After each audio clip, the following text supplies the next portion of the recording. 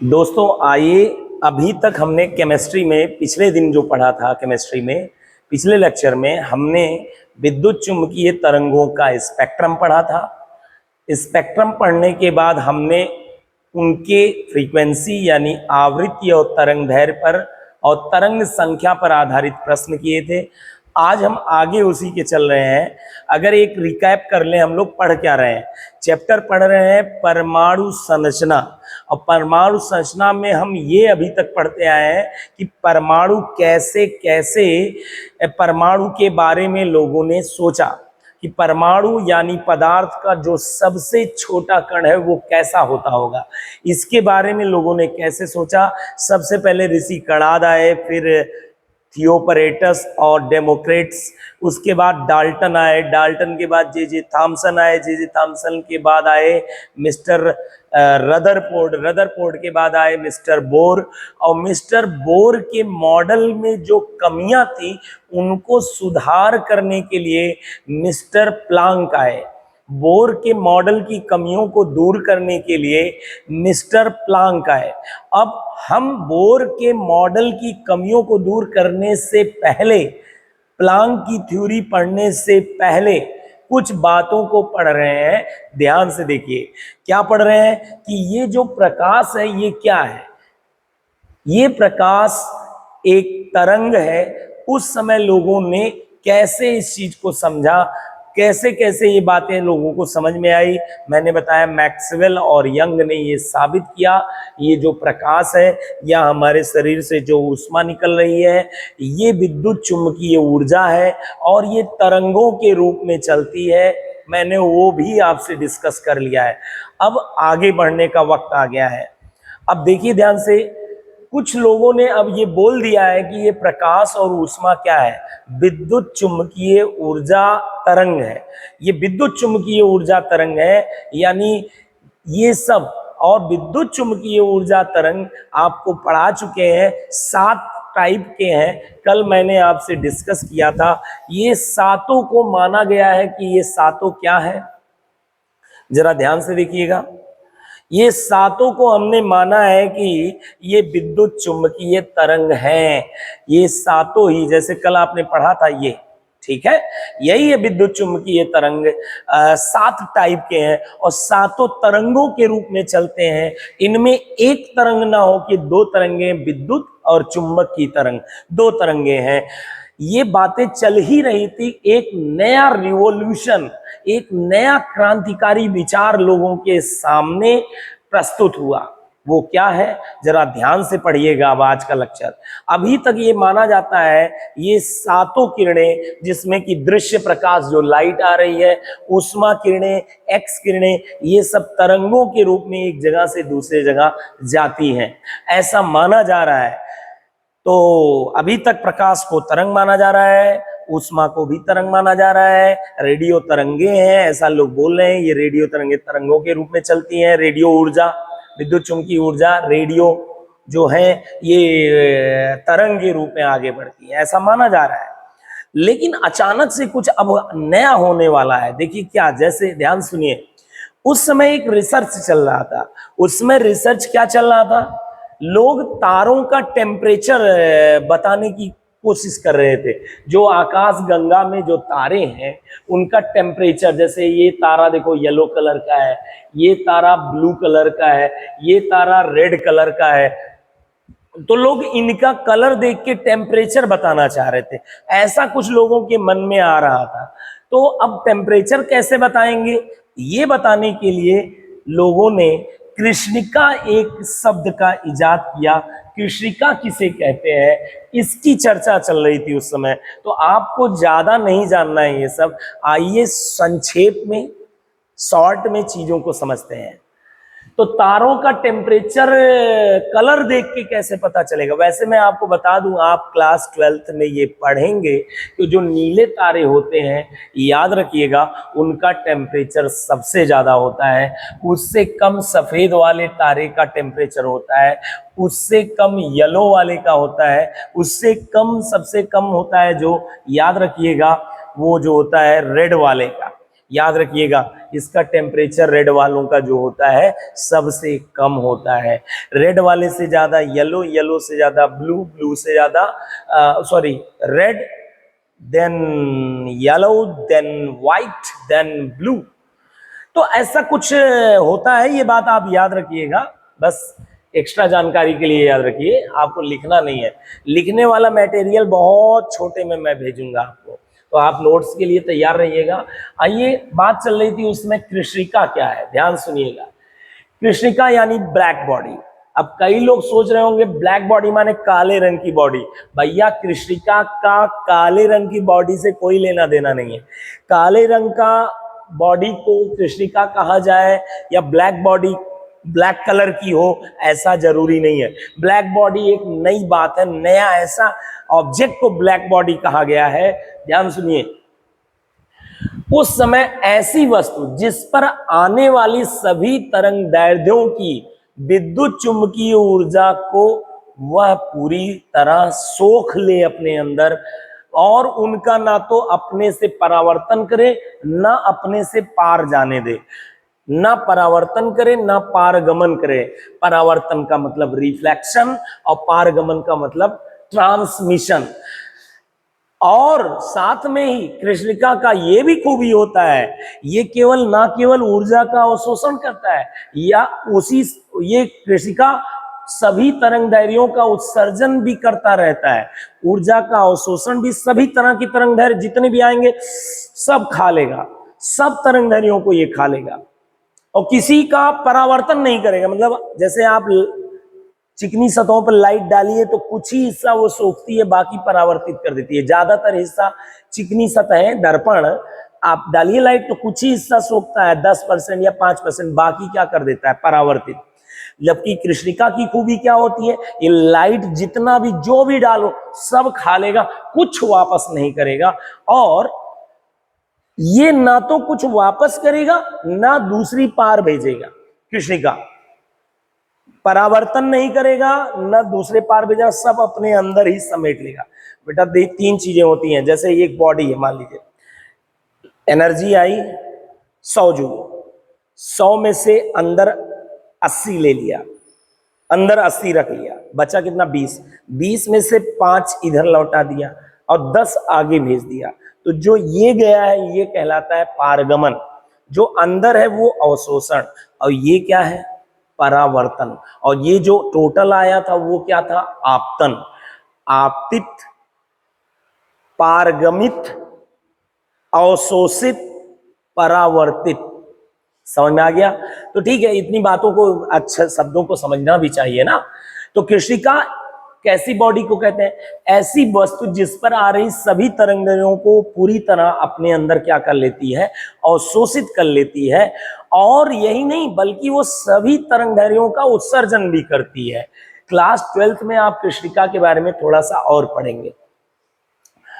अब चाहे उसका टेम्परेचर कुछ भी हो, ज्यादा हो कम हो, उससे मतलब नहीं है, वो ये काम करती ही है कृष्णिका। कृष्णिका एक काल्पनिक शब्द है, दुनिया में कोई भी ऐसा वस्तु नहीं है जो कृष्णिका हो।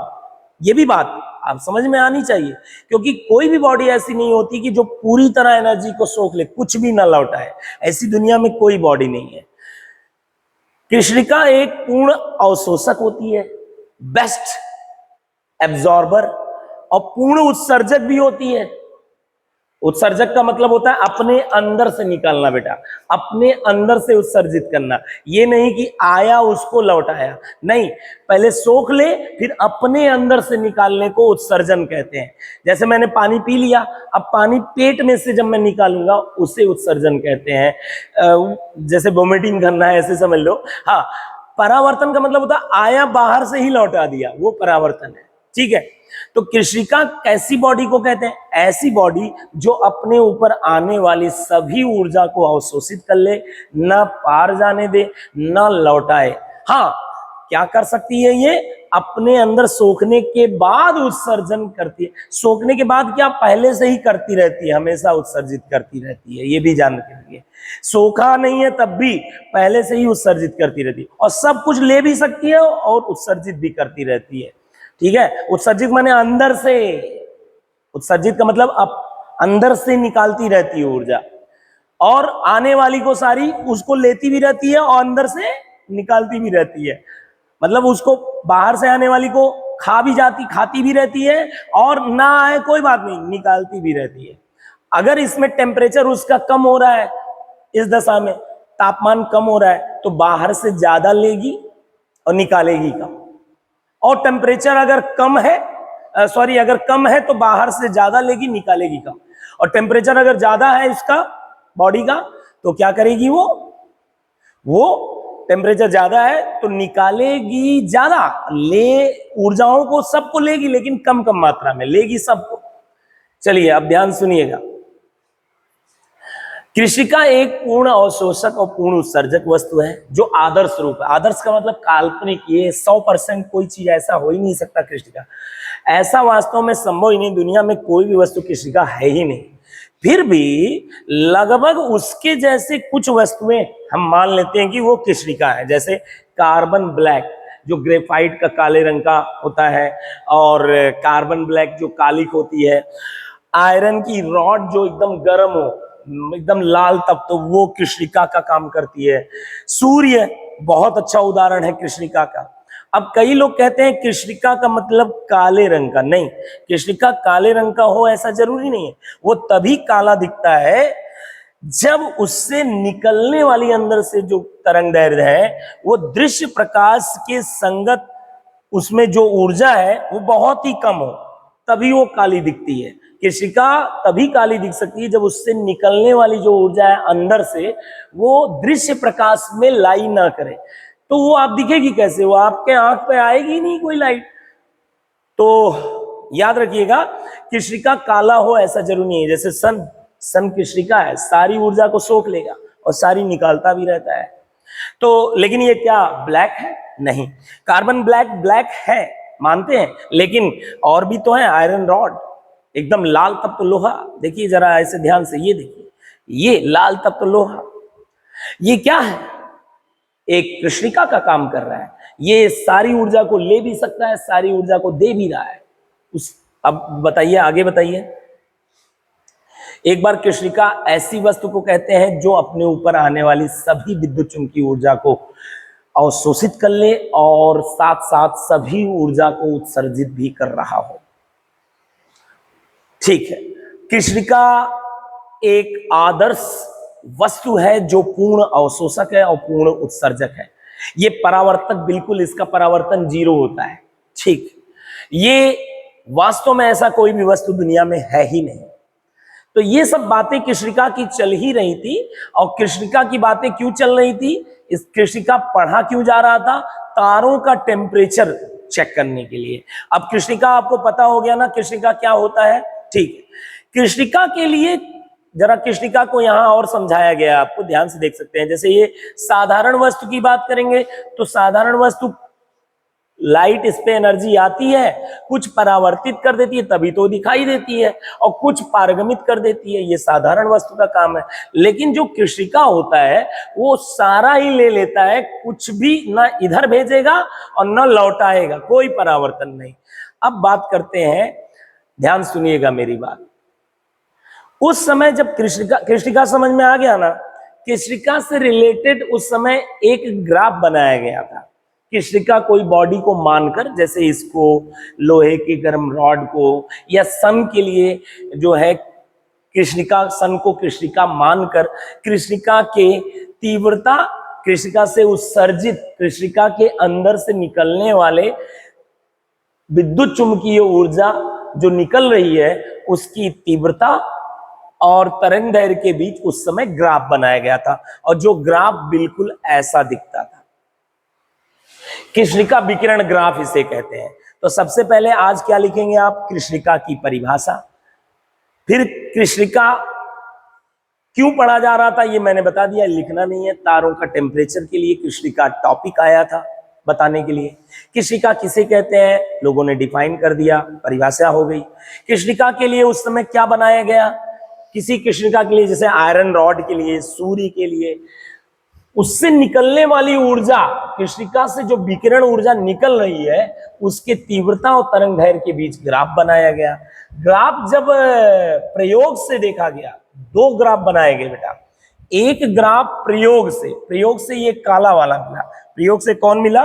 काला वाला। ये देखिए, ये प्रयोग से प्राप्त हुआ, प्री रिसर्च करके जब एक्सपेरिमेंट लैब में किया गया, कृष्णिका मानते हुए किसी वैसे तो कोई भी कृष्णिका होती ही नहीं, फिर भी लोहे के गर्म रॉड को कृष्णिका मानते हुए जब लैब में रिसर्च किया गया तो प्रायोगिक ग्राफ है ये।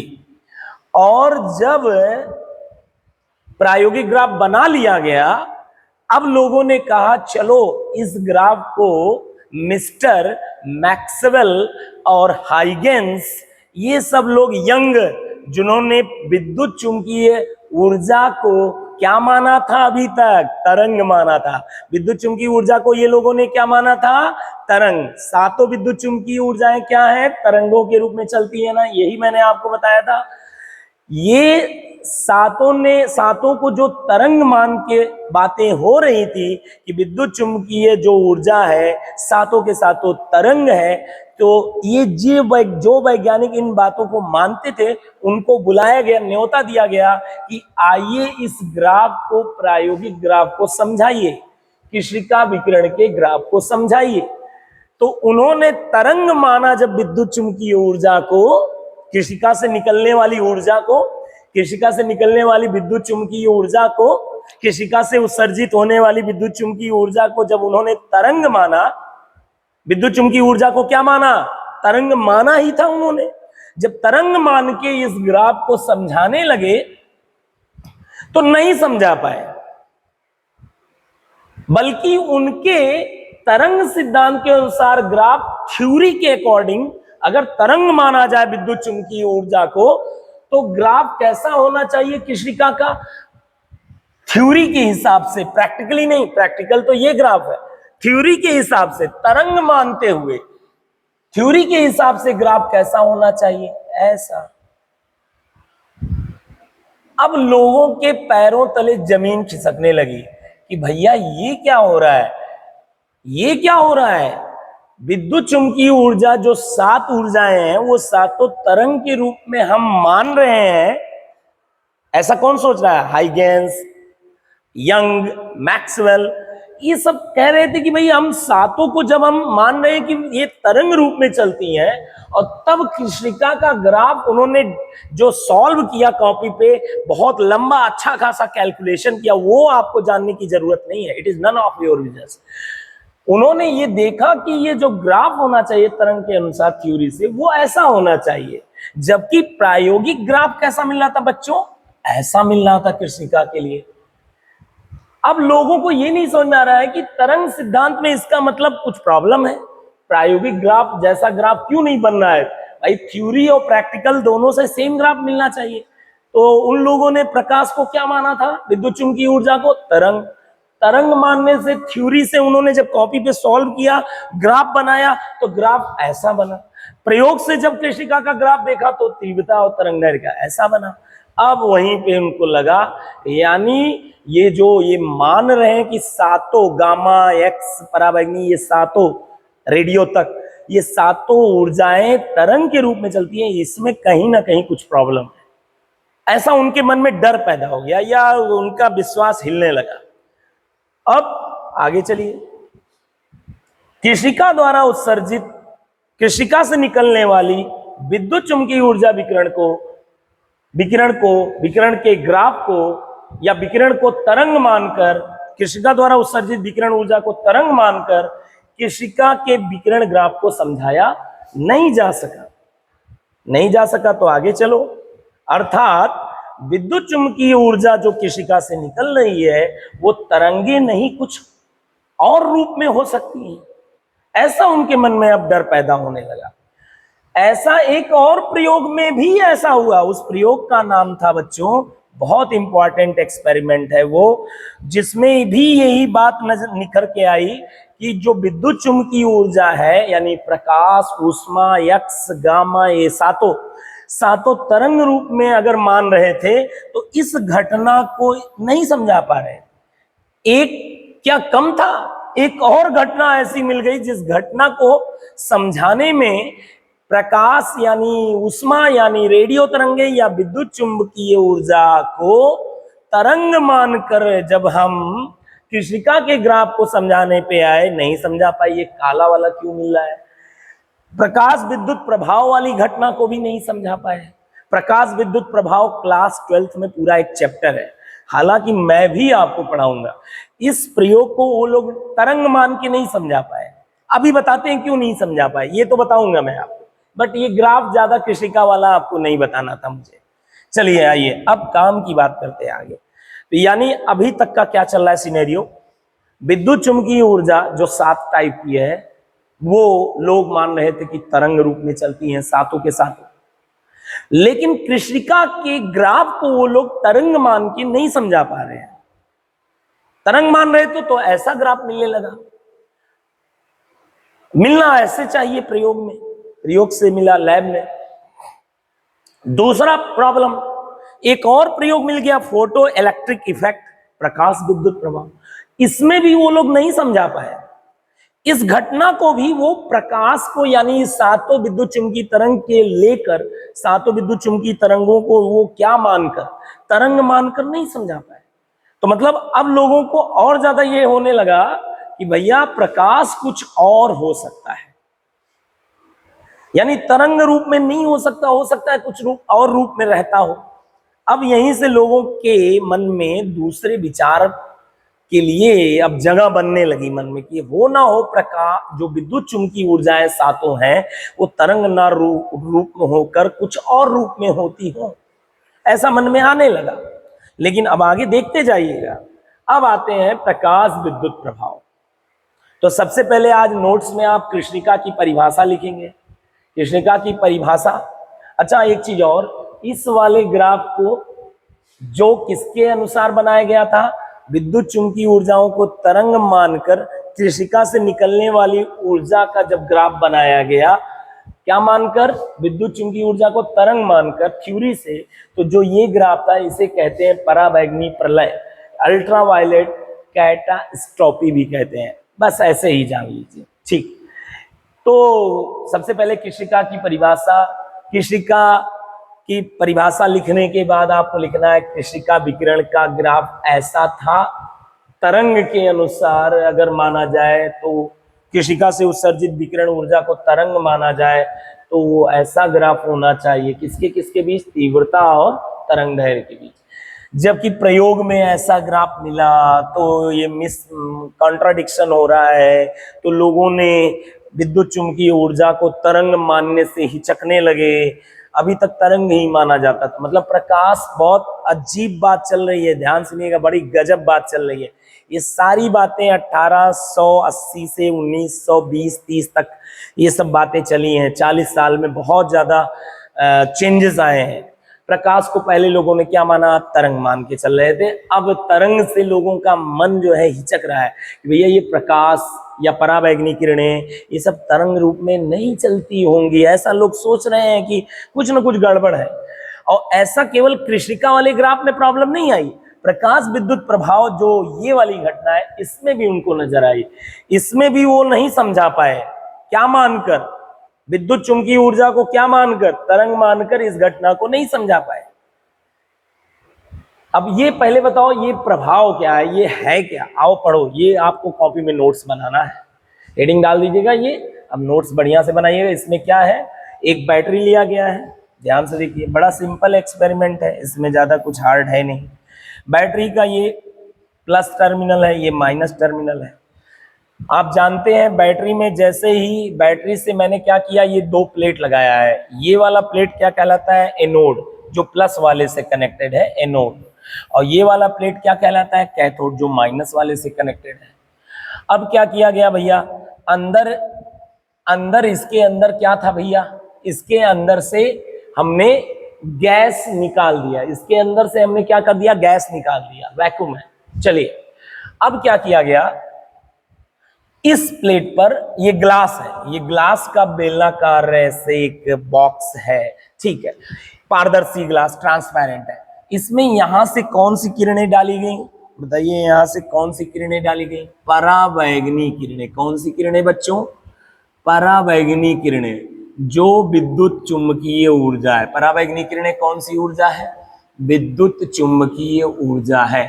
लोग इसे पहले बता दीजिए क्या मानते थे? तरंग मानते थे। अब तरंग के रूप में ये आ रहा है, ठीक है। पराबैंगनी किरणें आई, जैसे ही इस प्लेट पे डाला गया, ऋण वाले पे, ध्यान रखिएगा, ऋण वाले पे, तो अब याद रखिएगा विद्युत चुम्बकीय ऊर्जा जब भी किसी प्लेट पर पड़ती है, तो ये जिंक धातु की प्लेट है, दोनों ही धातु पर जैसे ही ये किरणें गिरती हैं, तो इसके अंदर बहुत सारे इलेक्ट्रॉन होते हैं। इसके अंदर, धातु के अंदर मुक्त इलेक्ट्रॉन होते हैं, आपने पढ़ा होगा। धातु के अंदर जैसे जिंक की ये प्लेट मैं बना दूं, अगर ध्यान से देखिए, जिंक की एक प्लेट मैं बना दूं आपके सामने, जिंक की एक प्लेट बना दिया, ठीक है। इसके अंदर बहुत सारे मुक्त इलेक्ट्रॉन होते हैं, बहुत सारे। इनको जब एनर्जी मिलेगी तो क्या होगा? ये मुक्त इलेक्ट्रॉन होते हैं और इसके अंदर क्या होते हैं? धनावेशित परमाणु होते हैं। मुक्त इलेक्ट्रॉन जब ये ऊर्जा पाएंगे पराबैंगनी किरणें, तो ऊर्जा पाने के बाद ये अपने धनावेशित परमाणुओं के आकर्षण के विरुद्ध सतह को अंदर से छोड़कर कहां चले जाते हैं? बाहर जाने लगते हैं और यहां आके इकट्ठा होने लगते हैं। यहां से टुक निकल गया बाहर, टुक निकल गया बाहर, निकल गए ये सारे इलेक्ट्रॉन। अब क्या होगा? ये प्लस टर्मिनल है, तो ये सारे इलेक्ट्रॉनों को किधर खींचेगा? इधर। ये सारे इलेक्ट्रॉन इधर जाने लगेंगे। अब जब सारे इलेक्ट्रॉन इधर जाने लगेंगे तो क्या होगा? आगे बताइए अब। यानी इलेक्ट्रॉन का मूवमेंट इधर से इधर हो गया, और यहां से ऋण सिरे से बैटरी के क्या निकलते हैं? इलेक्ट्रॉन, क्योंकि ऋण प्लेट है, बहुत सारे इलेक्ट्रॉन हैं यहाँ पर। इधर से इलेक्ट्रॉन निकल रहे हैं और अंदर भी इलेक्ट्रॉन चल रहे हैं। ये सारे इलेक्ट्रॉन यहाँ गए, यहाँ से इलेक्ट्रॉन अंदर गए, अंदर से इस प्लेट पर पहुंचे, इस प्लेट से यहाँ, यानी ये क्लोज्ड पाथ बन गया। यानी इस परिपथ में क्या बहने लगती है? धारा मापी में करंट दिखने लगता है, करंट बहने लगता है। इसी धारा को कहते हैं प्रकाश विद्युत धारा बहने लगी। और धारा की दिशा बेटा किधर से किधर होती है? आप जानते हो, इलेक्ट्रॉन अगर इधर से इधर जा रहे हैं तो धारा की दिशा धन से ऋण की ओर होती है, और इलेक्ट्रॉन की दिशा ऋण से धन की ओर होती है, ठीक है। अब ध्यान सुनिएगा, ये है धारा की दिशा और ये है भाई साहब किसकी दिशा? इलेक्ट्रॉन की दिशा। इलेक्ट्रॉन इस डायरेक्शन में आ रहे हैं, भाई ऐसे जा रहे हैं, ऐसे आ रहे हैं, ठीक है। ये सब चीजें जब हो रही थी, इसी घटना को कहते हैं प्रकाश विद्युत का प्रभाव। प्रकाश विद्युत प्रभाव। ऐसा क्यों? क्योंकि आपने डाला क्या है? प्रकाश, पराबैंगनी प्रकाश, पराबैंगनी ऊर्जा।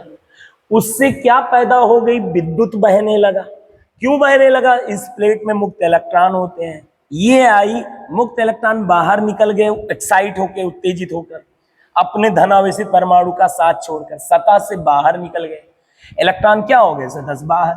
अब ये सारे इसकी ओर अट्रैक्ट होने लगे और धारा बहने लगी। इसी को कहते हैं, प्रकाश की वजह से धारा बह रही है, इसी को कहते हैं फोटो इलेक्ट्रिक इफेक्ट। और प्रकाश विद्युत प्रभाव पर आधारित सेल भी बनाए जाते हैं, जो दरवाजों के सेंसर में आपने कई जगह देखा होगा। एंट्री करते समय किसी दरवाजे पे गए, आपके शरीर से आने वाली लाइट को उसने देखा और करंट बहा और दरवाजा खुला ऑटोमेटिक। इसे ऑप्टिकल सेंसर डिवाइस कहते हैं, ठीक है। बिल्कुल इसी सिद्धांत पर वो काम करता है। तो बहुत अच्छी चीज आपने जाना है, चलिए बहुत अच्छी बात है। अब इस घटना में ये भी चीज देखी गई कि ये जो विद्युत चुम्बकीय ऊर्जा डाल रहे हैं, ये विद्युत चुम्बकीय ऊर्जा पराबैंगनी ही होनी चाहिए। अच्छा ये बताओ, विद्युत चुम्बकीय ऊर्जाएं कितने टाइप्स की होती हैं? आप जानते हो, गामा, यक्स, पराबैंगनी, दृश्य प्रकाश विजिबल लाइट, और इंफ्रारेड, और माइक्रोवेव, और कौन? रेडियो तरंगे। 7 प्रकार की होती हैं विद्युत चुम्बकीय ऊर्जाएं। इनमें सबसे कम ऊर्जा किसके पास होती है? कल बताए थे, रेडियो तरंगों के पास। और सबसे ज्यादा ऊर्जा किसके पास होती है? उच्च ऊर्जा। उच्च ऊर्जा किसके पास? गामा के पास। इसके पास अत्यधिक ऊर्जा, इसके पास एकदम निम्नतम ऊर्जा, बहुत कम ऊर्जा होती है। और कल ये भी बताए थे, इनकी ऊर्जा कम होती है तो इनकी आवृत्ति भी बहुत कम होती है। आवृत्ति और ऊर्जा दोस्त है, अत्यंत कम।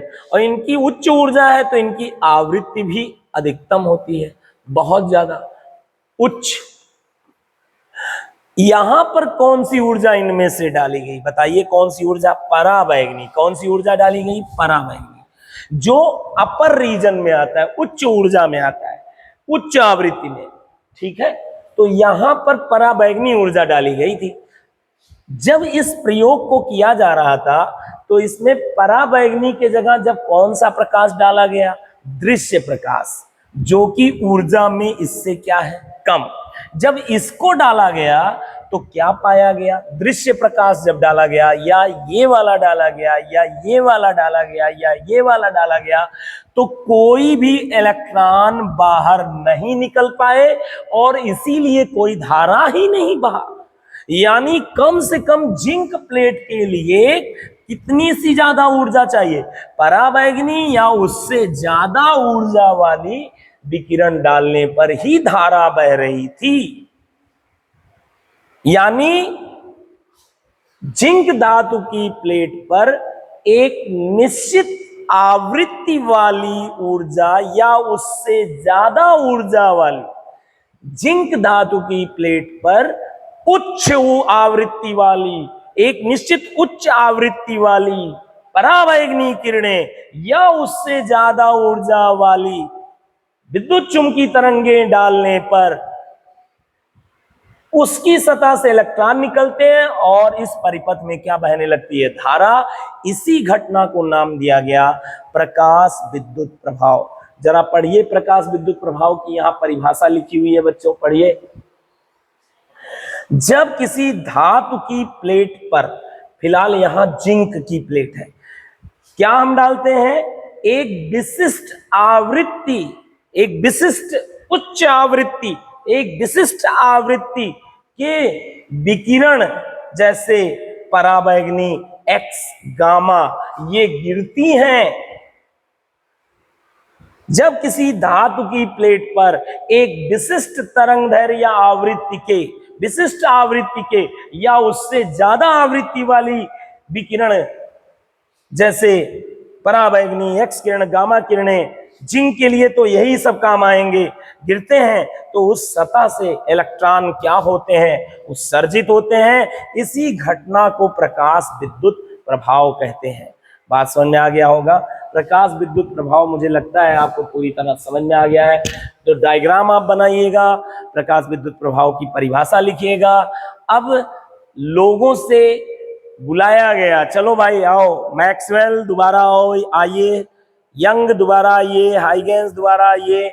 जो आप लोग विद्युत चुंबकीय ऊर्जा ये है, आ रही है पराबैंगनी, इसको आप लोग क्या मानते हैं? तो लोग बोले हम वेव मानते हैं। तो चलिए आइए, समझाइए तरंग मानकर, इस घटना को समझाइए, ऐसा क्यों हो रहा है। अब इस घटना में कुछ रिजल्ट थे, वो रिजल्ट क्या है जरा ध्यान से देखिए। इस रिजल्ट को वो लोग नहीं समझा पाए। तो प्रकाश विद्युत उत्सर्जन के कुछ नियम था, नियम यही है। वैसे और भी नियम है, लेकिन मैं एक ही लेके आया हूं, आप एक ही लिखिएगा। प्रकाश विद्युत उत्सर्जन का ये नियम को वो लोग क्या मानकर, विद्युत चुंबकीय ऊर्जा पराबैंगनी को क्या मानकर, तरंग मानकर, ये वाली घटना जो यहां देखने को मिल रही थी, इसको वो लोग नहीं समझा पाए। कैसे नहीं समझा पाए? ध्यान सुनिएगा। पहले तो इस नियम को सुन लीजिए क्या है। नियम ये देखने को मिला इस प्रैक्टिकल में, क्या प्रैक्टिकल में देखने को मिला? पदार्थ से इलेक्ट्रॉन उत्सर्जन के लिए एक न्यूनतम और निश्चित आवृत्ति लेना ही पड़ेगा। मतलब अभी तो बताया था, एक निश्चित और न्यूनतम आवृत्ति पराबैंगनी लेनी पड़ेगी या उससे ज्यादा लेनी पड़ेगी। उससे कम लोगे तो इलेक्ट्रॉन नहीं निकलेगा। अभी मैंने समझाया था, दोबारा बताइए। अब याद है ना आपको? थोड़ी देर पहले याद होगा, दोबारा मैं समझा देता हूं। अभी बताइए, यहां पर मैंने बताया विद्युत चुंबकीय ऊर्जा क्या क्या होती है? गामा, एक्स, पराबैंगनी, दृश्य, इंफ्रारेड, माइक्रोवेव और क्या, रेडियो तरंग। इनमें अभी क्या लिया गया है? पराबैंगनी, जिसकी ऊर्जा क्या होती है? अपर रीजन में ज्यादा है, इनकी आवृत्ति भी ज्यादा है, ऊर्जा भी ज्यादा है। जब एक निश्चित आवृत्ति से कम आवृत्ति वाले ले रहे हैं तो कोई भी इलेक्ट्रॉन नहीं निकल रहे हैं। उससे ज्यादा ऊर्जा वाले किरण ले रहे हैं या आवृत्ति वाले निश्चित ऊर्जा से ज्यादा वाले ले रहे हैं तो इलेक्ट्रॉन निकल रहे हैं। एक निश्चित आवृत्ति से कम वाले आवृत्ति वाले विद्युत चुंबकीय ऊर्जा ले रहे हैं तो इलेक्ट्रॉन का उत्सर्जन नहीं हो रहा है। ये लोग नहीं करा पा रहे हैं। चाहे कितनी भी देर तक इन लोगों को डालते रहो, कितना भी तेज रोशनी कर दो, दृश्य प्रकाश एकदम लाल रोशनी तगड़ी वाली, बहुत ज्यादा वाट का बल्ब ले लो आप, IR किरणें, उष्मा किरणें, कितना भी हीटर से गर्मी दे दो, इलेक्ट्रॉन नहीं निकल रहे हैं जिंक प्लेट से, निकल ही नहीं रहे, बिल्कुल एक भी नहीं निकल रहा है। लेकिन ये देखा गया पराबैंगनी, ये निश्चित आवृत्ति पराबैंगनी या उससे ज्यादा वाली कोई भी डाल दो, और चाहे कितना भी कम वाट का सोर्स हो, 2 वाट का, 1 वाट का पराबैंगनी का LED बल्ब हो, पराबैंगनी का एक बल्ब हो, जिससे 1 वाट का भी, 0.5 वाट का भी हो चलेगा, 0.01 वाट का तो भी चलेगा, और तुरंत इलेक्ट्रॉन कूद के टपाक से बाहर आ जा रहे थे। तो ये वाला जो रिजल्ट है, इसी को वो तरंग वाले लोग नहीं समझा पाए, जो तरंग मान रहे हैं। किसको? इन सब को, सातों को जो तरंग मान रहे हैं, ये मान के नहीं समझा पाए। ऐसा क्यों हो रहा है? क्यों नहीं समझा पाए? अभी समझाते हैं कैसे नहीं समझा पाए। फेल हो जा रहे थे वो लोग। ध्यान सुनिएगा एक बार फिर से। एक निश्चित आवृत्ति से कम आवृत्ति वाले जब किरण आ रहे हैं तो कोई इलेक्ट्रॉन बाहर नहीं आ रहा है, चाहे इनकी तीव्रता कितनी भी ज्यादा हो, चाहे इनकी वाटेज यानी तीव्रता कितनी भी तीव्र रोशनी हो, तीव्रता कितनी भी ज्यादा हो, कितनी भी क्यों ना हो, कितनी भी क्यों ना हो, कितनी भी इनकी तीव्रता ज्यादा, इनकी तीव्रता कितनी भी क्यों ना ज्यादा हो, इनकी तीव्रता कितनी भी ज्यादा क्यों ना हो,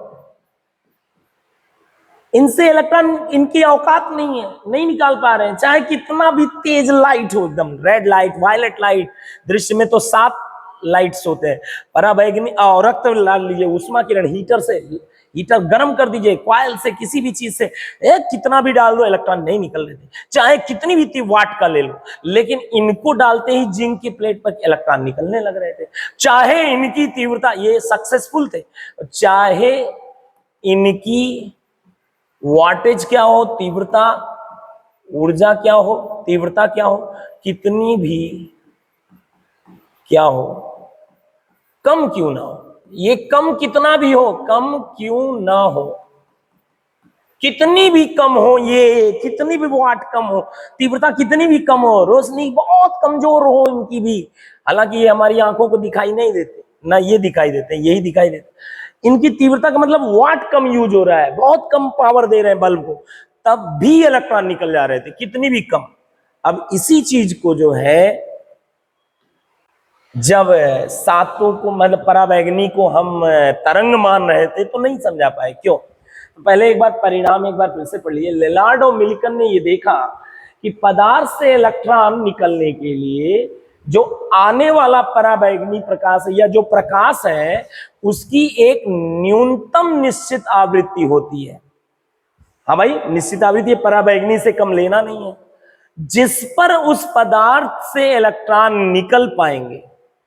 इससे कम आवृत्ति अगर लोगे, पराबैंगनी से कम हुई, आपने जिंक के लिए पराबैंगनी लेना ही पड़ेगा। अगर इससे कम आवृत्ति वाले लोगे, जैसे जिंक के लिए दृश्य प्रकाश अगर लोगे, और रक्त लोगे, माइक्रोवेव, रेडियो, इससे कम आवृत्ति वाले पर फोटो इलेक्ट्रॉनों का उत्सर्जन नहीं होता है। चाहे कितना भी तीव्र रोशनी उनका क्यों ना ले लो, एक निश्चित आवृत्ति से कम आवृत्ति वाले, जैसे कि दृश्य प्रकाश, माइक्रोवेव, IR, रेडियो, इन सब का तीव्रता कितना भी अधिक क्यों ना हो, ये लोग कामयाब नहीं हो पा रहे हैं। इसी न्यूनतम वाली आवृत्ति को हम क्या कहते हैं? देहली आवृत्ति। याद रखिएगा, देहली आवृत्ति किसे कहते हैं? उस पृष्ठ के लिए देहली आवृत्ति। देहली आवृत्ति थ्रेशोल्ड फ्रीक्वेंसी, इसे न्यू नॉट से प्रकट करते हैं। कैसी आवृत्ति की बात होती है? दहली आवृत्ति क्या है? ऐसी विद्युत चुंबकीय आवृत्ति, विद्युत चुंबकीय ऊर्जा आवृत्ति जिससे कम अगर ले लोगे तो कोई इलेक्ट्रॉन उत्सर्जित नहीं करा पाओगे, उस आवृत्ति को कहते हैं दहली आवृत्ति। दहली से कम लोगे कामयाब नहीं हो पाओगे, दहली आवृत्ति से ज्यादा वाले लोगे तो इलेक्ट्रॉन निकलेंगे। बस यही है दहली आवृत्ति। बस एकदम सिंपल में लिखना हो तो न्यूनतम आवृत्ति जिस पर पदार्थ के पृष्ठ से इलेक्ट्रॉन उत्सर्जित हो जाए, कम से कम वो आवृत्ति जिस पर इलेक्ट्रॉन उत्सर्जित हो जाए, कम से कम कितना ले सकते हैं आप? कम से कम गामा पे तो निकल जाएंगे, एक्स पे भी निकल जाए, कम से कम पराबैंगनी, पराबैंगनी से कम आप नहीं। तो बताओ जिंक के लिए जो दहली आवृत्ति होगी वो पराबैंगनी वाली होगी, उससे कम नहीं आप ले सकते। और यह भिन्न भिन्न धातुओं के लिए क्या होता है? भिन्न भिन्न, भाई जिंक के लिए पराबैंगनी, कोई और कॉपर धातु लोगे उसके लिए हो सकता है पराबैंगनी से दृश्य से प्रकाश डालने पर भी निकल जाए, लेकिन उसके नीचे वालों से ना निकले, ऐसा भी हो सकता है। दहली आवृत्ति न्यू के संगत जो लैम्डा निकलेगा, लैम्डा का फार्मूला C बाई न्यू होता है, कल पढ़ाए थे। अगर न्यू नॉट यहां रख दोगे, दहली आवृत्ति यहां आवृत्ति की जगह रखोगे, तो तरंगदैर्घ्य जो आएगा उसे दहली तरंगदैर्घ्य कहते हैं। समझ में आ गया? दहली आवृत्ति के संगत तरंगदैर्घ्य को दहली तरंगदैर्घ्य कहते हैं। अब आ जाइए इस चीज को, जो ये परिणाम प्राप्त हुआ है कि एक निश्चित आवृत्ति से कम आवृत्ति वाले क्यों इलेक्ट्रॉन नहीं निकाल पा रहे हैं, इसको समझाने के लिए तरंग सिद्धांत काम नहीं सही से कर पाया, असमर्थ हो गया। क्यों ऐसा हो रहा है? नहीं हो पा रहा है, तरंग सिद्धांत फेल हो जा रहा है इस बात को समझाने में। देखो कैसे, बड़ा सिंपल, बहुत सिंपल है। अब ये बताइए, मान लीजिए ये जिंक की प्लेट है, ध्यान सुनिएगा। मान लीजिए ये जिंक की प्लेट है, इस पे आप क्या डाल रहे हो? पराबैंगनी, पराबैंगनी डाल रहे हो, यूवी। और यहां पर परमाणु है, कोई मुक्त इलेक्ट्रॉन है, ऊर्जा पाया और बाहर चला गया, बाहर चला गया। भाई पराबैंगनी, और ये जिंक की प्लेट है, ध्यान रखिएगा, पराबैंगनी डाले तो इलेक्ट्रॉन बाहर चला गया। पराबैंगनी के बदले हम दृश्य प्रकाश इलेक्ट्रॉन पर जब डाले, कोई इलेक्ट्रॉन डाले इस पे, तो ये इलेक्ट्रॉन बाहर नहीं गया, वहीं का वहीं रह गया। इसकी आवृत्ति ज्यादा होती है, ऊर्जा भी ज्यादा होती है, उससे कम वाला डालोगे, दहली आवृत्ति इसके लिए पराबैंगनी वाला है जिंक के लिए, तो ठीक है। दृश्य प्रकाश वाली आवृत्ति जिंक के लिए कामयाब नहीं हो पा रही है, इलेक्ट्रॉन नहीं निकलवा पा रहा है बाहर। अब इसको समझाने के लिए जब तरंग सिद्धांत आया, तो बेटा तरंग सिद्धांत में क्या चीज है, क्यों फेल हो गया, नहीं समझा पा रहा है। देखो तरंग सिद्धांत आया इस चीज को समझाने के लिए, कैसे? वो अपने ही जाल में खुद फंस गया। कैसे अपने जाल में फंस गया? फिर कह रहा हूं, तरंग सिद्धांत आया समझाने, अपने ही जाल में फंस गया। क्योंकि तरंग की जो तीव्रता होती है उसका मतलब ऊर्जा होता है। तरंग सिद्धांत में आप पढ़ेंगे वेव, वेव में जो तरंग की तीव्रता होती है उसका सीधा संबंध तरंग की ऊर्जा से। तरंग की तीव्रता मतलब चमक का संबंध, रोशनी में चमक, तीव्रता माने चमक, चमक का संबंध ऊर्जा से। ये किस कॉन्सेप्ट में? जब तरंग अगर कोई चीज है तो तरंग में तीव्रता बढ़ाओगे चमक, तो ऊर्जा उसकी बढ़ जाएगी। भाई सीधी सी बात है, कोई समुद्र में लहर ऐसे है इतनी बड़ी, कोई लहर इतनी बड़ी।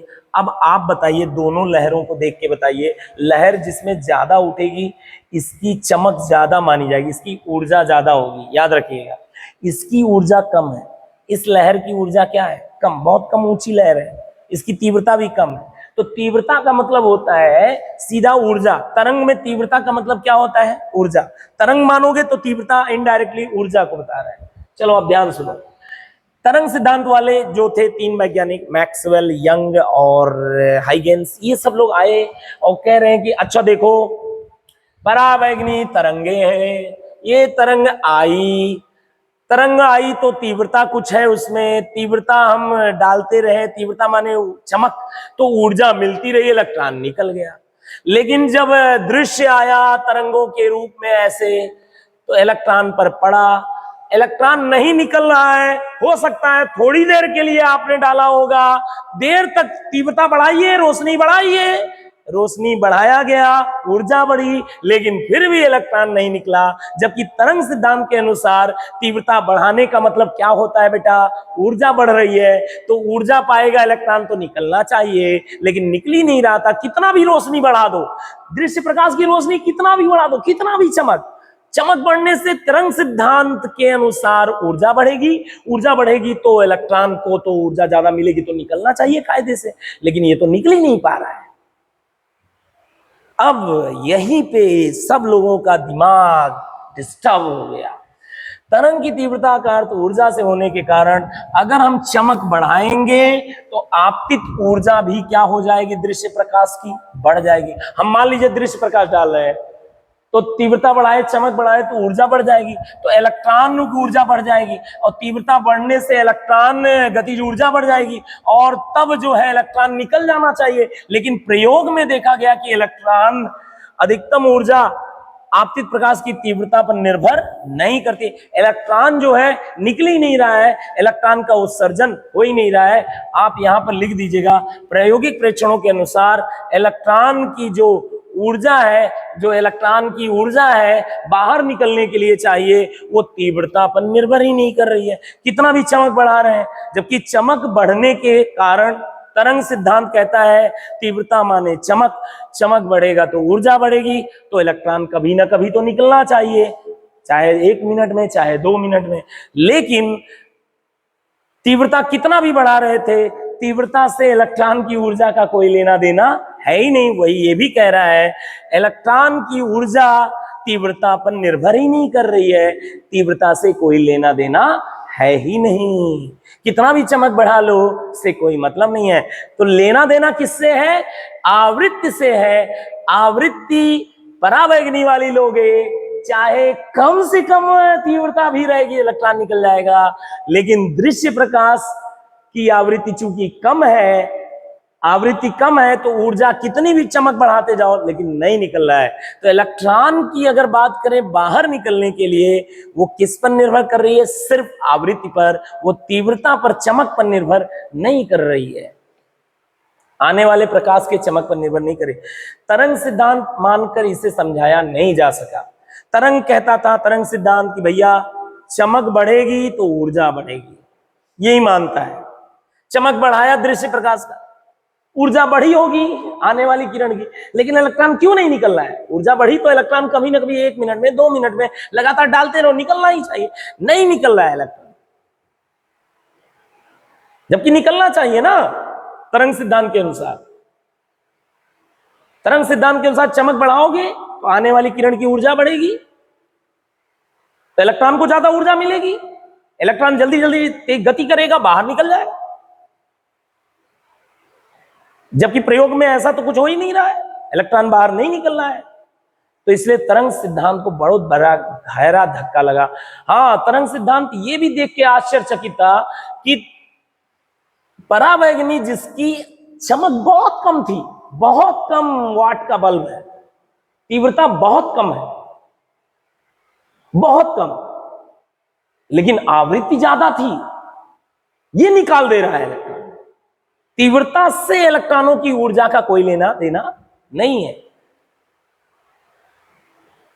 तीव्रता से इलेक्ट्रॉनों का लेना देना ऊर्जा का कुछ नहीं है। जबकि तरंग सिद्धांत के अनुसार तीव्रता से लेना देना होना चाहिए। तरंग सिद्धांत के अनुसार तीव्रता से, तीव्रता माने चमक, चमक माने ऊर्जा, ऊर्जा से इलेक्ट्रॉनों, ऊर्जा जो आ रही है उससे इलेक्ट्रॉनों का लेना देना होना चाहिए। जबकि आप देख रहे हैं तीव्रता यानी चमक से कोई फर्क नहीं पड़ रहा है इलेक्ट्रॉन पे। तीव्रता क्या डाल रहे हैं, खूब रोशनी डाल रहे हैं, नहीं निकल रहा है। लेना देना पता चला किससे है, आने वाले प्रकाश की आवृत्ति से। जबकि तरंग सिद्धांत के अनुसार होना चाहिए किससे लेना देना, इलेक्ट्रॉनों की ऊर्जा का लेना देना किससे है, आने वाले प्रकाश की तीव्रता से होना चाहिए, बट हो नहीं रहा है। यहीं पे तरंग सिद्धांत लड़खड़ा गया। यानी अब से लोगों के मन में ये हो गया कि प्रकाश या विद्युत चुम्बकीय जो भी तरंगे सातों, परावैगनी प्रकाश, गामा प्रकाश, एक्स प्रकाश, ये सब जितने भी हैं, ये सब अगर इनको तरंग मानेंगे तो ये प्रयोग का रिजल्ट हम समझा ही नहीं पा रहे हैं। इसका मतलब सातों विद्युत चुम्बकीय तरंगे तरंग के रूप में जो मान के समझाई जा रही थी बातें, वो सब जो है कहीं ना कहीं एक कमी पैदा कर रही है, कुछ गड़बड़ तो है। अब यहीं पे आया एक नया वैज्ञानिक प्लांक। प्लांक ने एक नया सिद्धांत दिया। प्लांक ने एक नया सिद्धांत दिया। वो क्या है? उसने कहा कि विद्युत चुम्बकीय ऊर्जा तरंग नहीं, तरंग रूप में नहीं चलती है वो सातों को जब आप मानिए किस रूप में चलती है, यह ऊर्जा के पैकेटों के रूप में चलती है, ऊर्जा के छोटे छोटे पैकेटों के रूप में, या पैकेटों के रूप में, जिन्हों उन्होंने क्या बाद में नाम दिया, क्वांटम या फोटॉन या कणिका, ऊर्जा कणिका नाम दिया। प्लांक ने कहा कि मैं कृष्णिका विकिरण के ग्राफ को भी और प्रकाश विद्युत प्रभाव के जो परिणाम है उसको भी मैं समझाऊंगा। तुम लोग नहीं समझा पा रहे हो, मैं समझाऊंगा। लेकिन तुम लोग तरंग माने इसीलिए नहीं समझा पा रहे हो। मैं प्रकाश विद्युत चुम्बकीय ऊर्जाओं को क्या मानूंगा? तरंग नहीं मानूंगा। उसने विद्युत चुम्बकीय ऊर्जा को कहा तरंग नहीं, बल्कि क्या मानेंगे इसको हम ऊर्जा के, या ऊर्जा के छोटे छोटे पैकेटों के रूप में चलता है। ऐसा मानो जैसे एक पाइप में पानी खोल दो टोटी से, लगातार बहता है, वो तो तरंग हो गया लगातार वाला। लेकिन ये कह रहा है मानो जैसे पाइप में फूल भरे हो, छोटे छोटे फूल, और टोटी चालू करें तो एक एक फूल गिर रहे हैं, तो वैसे चलते हैं विद्युत चुम्बकीय ऊर्जा। तरंग रूप में नहीं चलती है सातों छोटे छोटे, कई एक लाइन में काली छोटी छोटी चींटियां चल रही हो, ऐसे समझो। लेकिन दिखने में वो लगातार लग रहा है, लेकिन अगर नजदीक से देखो तो छोटे छोटे कई चींटियां हैं। दूर से देखो तो उनमें एक लाइन लग रही है पूरे की, एक किरण जा रही है, जबकि वहां ऊर्जा के छोटे छोटे चींटियां हैं, छोटी छोटी चींटियां हैं। ऐसा है विद्युत चुम्बकीय ऊर्जा। तो अभी तक विद्युत चुम्बकीय ऊर्जा को क्या माना जाता था? तरंग। प्लांक भाई साहब ने कहा नहीं नहीं, तरंग नहीं है, ये ऊर्जा के छोटे छोटे पैकेटों से मिलकर बना हुआ है और ये आगे बढ़ रहा है। कई पैकेट हैं बीच, ये सब पैकेट्स हैं, ऊर्जा के छोटे छोटे पैकेट। इनको नाम दिया उन्होंने, क्या नाम दिया? सॉरी, इनको उन्होंने क्वांटम नाम दिया। और क्वांटम बेटा सिंगुलर है, एक को, और पूरे को क्या कहते हैं? बहुवचन, जिसे प्लूरल यानी क्वांटा। तो उन्होंने कहा विद्युत चुम्बकीय ऊर्जा क्वांटा के रूप में चलती है, या एक क्वांटम से बनी है, क्वांटम। और एक क्वांटम को ही क्या नाम दिया गया? फोटॉन या ऊर्जा कणिका नाम दिया उन्होंने। ये कहा कि ऐसा मानो तो वो दोनों बातें, कृष्णिका वाला और प्रकाश विद्युत प्रभाव, दोनों समझाया जा सकता है। और आगे चल के हुआ भी ऐसा। आप क्लास 12th में पढ़ेंगे, कृष्णिका विकिरण को भी प्लांक ने समझा दिया। क्या मानकर? विद्युत चुम्बकीय ऊर्जा को क्या मानकर? ऊर्जा के छोटे छोटे पैकेटों से मिलकर बना हुआ मानकर, तरंग मानकर नहीं, कई सेपरेट अलग अलग छोटे छोटे पैकेटों से मिलकर बना हुआ मानकर उन्होंने कृष्णिका विकिरण के और